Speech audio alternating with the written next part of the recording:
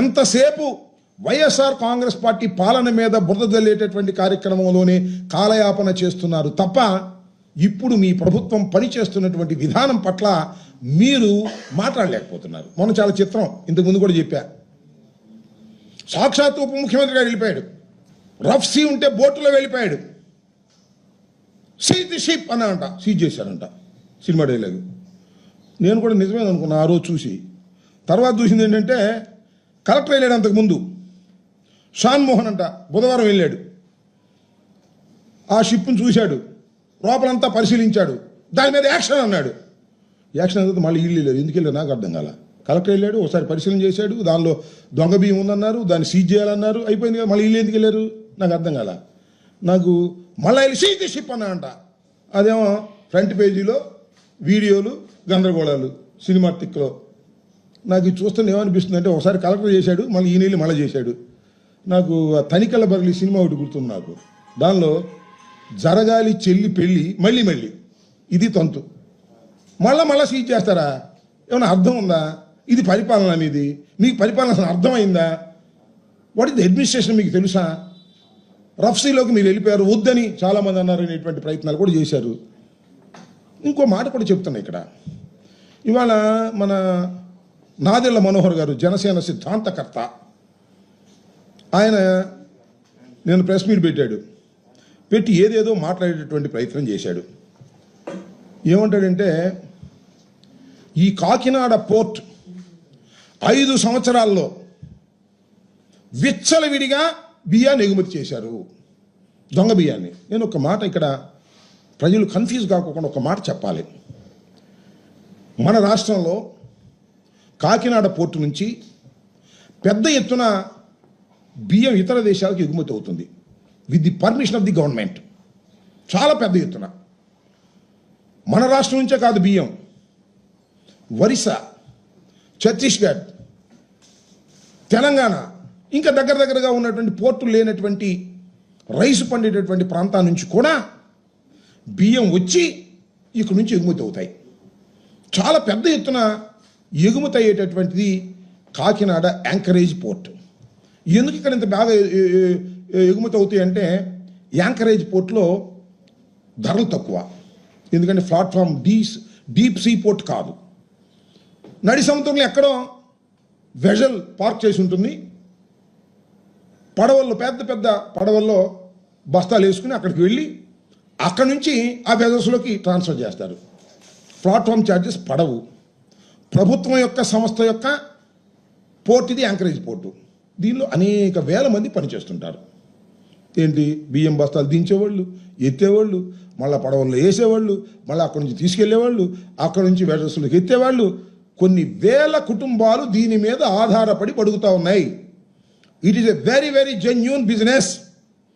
మధ్యలో PDS rice దొరబడతాడు, smuggling, వాడిని పట్టుకోవాలి. ఇక్కడ చేయాల్సింది ఏంటి, అక్కడ అధికమైనటువంటి పోర్ట్లో ఎగుమతులు జరగాలి, పీడిఎస్ రైస్ని ఫిల్టర్ చేసి పట్టుకోవాలి. ఇది సింపుల్గా చేయాల్సినటువంటి పని.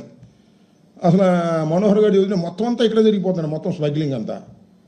అసలు నాకు ఇంకో ఆశ్చర్యం వేస్తుంది, మొన్న పవన్ కళ్యాణ్ గారు చెప్పారు, ఆర్టీఎస్ వస్తే ఏం చేస్తాం, కసప్ వచ్చి కాల్ చేస్తే ఏం చేస్తాం, పాకిస్తాన్లో వస్తే ఏం చేస్తాం.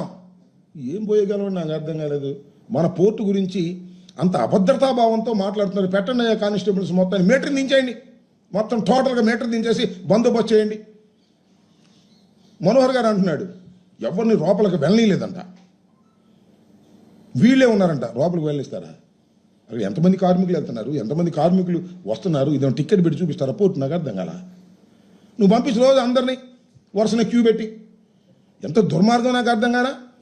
It is a completely failure of కూటమి ప్రభుత్వం. మనోహర్ గారు పూర్తిగా ఫెయిల్ అయిపోయారు.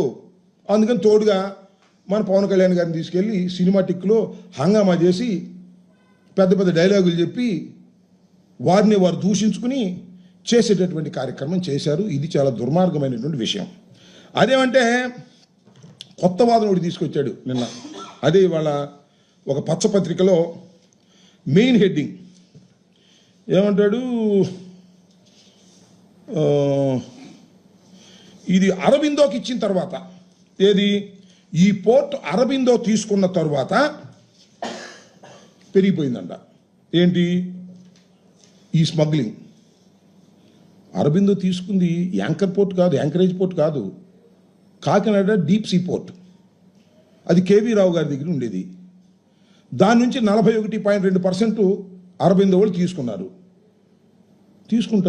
నాకు తెలియగలుగుతా. ఈ పెద్ద పెద్ద కంపెనీ షేర్లు తీసుకుంటుంటారు.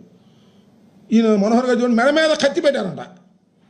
ఏమైనా కేవీ రావు గారు ఏమన్నా మీకు కంప్లైంట్ ఇచ్చాడు? ఆయన మాకేం తెలియదండి, కత్తి పెట్టారు. ఈయన చూసినట్టే. రామోజీరావు గారు కూడా షేర్లు అమ్ముకున్నాడు. ఎవడు కత్తి పెడితే అమ్ముకున్నాడు చెప్పండి, నాకు అర్థం కాల. 41.2% అరబిందోకి వస్తే, that not a anchorage port, deep sea port.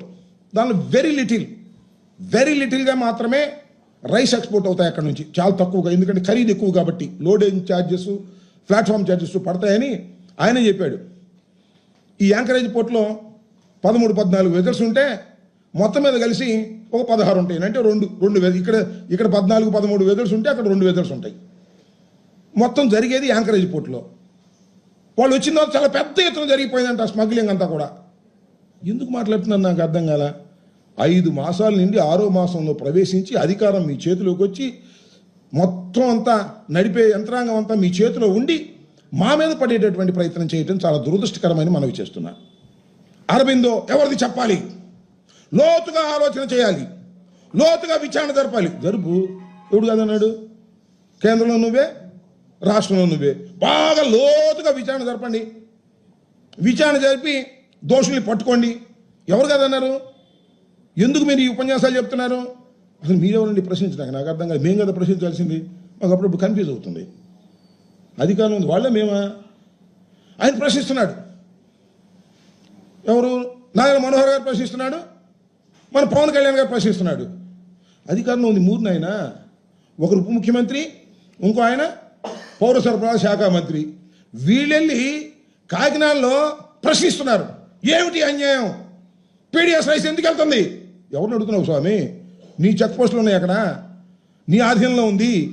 ఒక పెద్ద డ్రామా, చేతగాని తనం, ఎదుటివాడి మీద మాట్లాడేటటువంటి ప్రయత్నం మీరు చేస్తున్నారు. నేను నిన్న కూడా చెప్పా, కాకినాడలోనే ఉంటాడు మన పౌర సరఫరాల శాఖ మంత్రి. ఎందుకంటే కలెక్షన్ కోసం నేను అంటున్నారు. Full collection. నేను మొన్న చెప్పాగా, 200 కోట్ల రూపాయలు రైతులు కాదు మిల్లర్స్కి రిలీజ్ చేశారు. 8% కాడ కొట్టేశారు. ఇది ఏ మిల్లోనే చెబుతారు. ఇది నా ఆరోపణ. సమాధానం చెప్పండి. సమాధానం చెప్పరు. సమాధానం చెబితే తీసుకోమని నిజమే కదా అని మిల్లర్స్ అందరూ వచ్చే పరిస్థితి ఉంటుంది. ఆయన అంటాడు, అసలు ఈ కాకినాడ పోర్ట్ నుంచి గత 3 సంవత్సరాల్లో ఎన్ని లక్షల మెట్రిక్ టన్నులు ఉత్పత్తి అయిందో చెబితే మీరు ఆశ్చర్యపోతారు.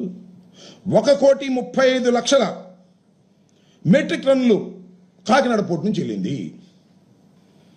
అది ఎంత అంటే 48,537 కోట్ల ఖరీదు చేసేటటువంటిది ఈ గత 3 సంవత్సరాల్లో జగన్మోహన్ రెడ్డి గారి పరిపాలన వెళ్ళింది. ఇది అక్రమం, అన్యాయం. ప్రజలు ఆశ్చర్యపోతున్నారు అని నేను ఇంకోటి చెబితే అందరూ ఆశ్చర్యపోతారు. పవన్ కళ్యాణ్ గారు కూడా ఆశ్చర్యపోతాడు, మన మనోహర్ కూడా ఆశ్చర్యపోతాడు. అంటే వాళ్ళిద్దరూ ఆశ్చర్యపోవడానికి వాళ్ళకి తెలియకపోతేగా, తెలిసే ఉంటుంది. అందుకని ఆశ్చర్యపోలేమని నాకు అనుమానం. అదేంటో తెలుసా మీకు? మొత్తం ఈ రాష్ట్రంలో కాదు, ఈ దేశంలోనే రైస్ ఎక్స్పోర్ట్ చేసేటటువంటి కంపెనీ ఏదైనా ఉంది అంటే దేశంలో 3rd ప్లేస్లో ఉన్న కంపెనీ ఒకటి ఉంది. మన రాష్ట్రంలో నెంబర్ 1 ప్లేస్లో ఉన్నటువంటి కంపెనీ ఒకటి ఉంది. దాని పేరు పట్టాభి ఆగ్రో. ఎవరిదో తెలుసా? ఇది పయ్యావుల కేశవులు గారి వియ్యంకులది. పయ్యావుల కేశవులు గారు ఎవరో తెలుసు కదా? మీ సహచర మంత్రి, ఫైనాన్స్ మినిస్టరు. ఆయన వియ్యంకుడు మొత్తంలో నెంబర్ 1గా ఆంధ్ర రాష్ట్రం నుంచి బియ్యాన్ని ఎగుమతి చేసినటువంటి గొప్పవాడు. ఇంకోటి కూడా చెప్తున్నా, మొన్న మీరు స్టెల్లా అనే దానిలో పట్టుకున్నారు కదా, కలెక్టర్ గారు వెళ్ళి సీజ్ చేశాడు. స్టెల్లా అనేటువంటి వెజల్ని పట్టుకున్నారు. ఇదే గొడవ.